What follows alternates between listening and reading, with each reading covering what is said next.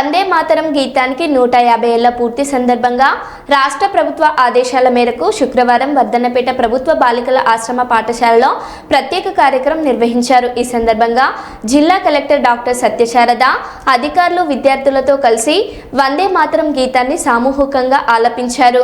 దేశభక్తి స్ఫూర్తిని నింపిన ఈ కార్యక్రమంలో జిల్లా గిరిజన సంక్షేమ అధికారి సౌజన్య, జిల్లా వ్యవసాయ అధికారి అనురాధ, డిహెచ్ఎంఓ డాక్టర్ సాంబశివరావు, పాఠశాల ప్రిన్సిపల్, ఉపాధ్యాయులు, విద్యార్థులు పాల్గొన్నారు.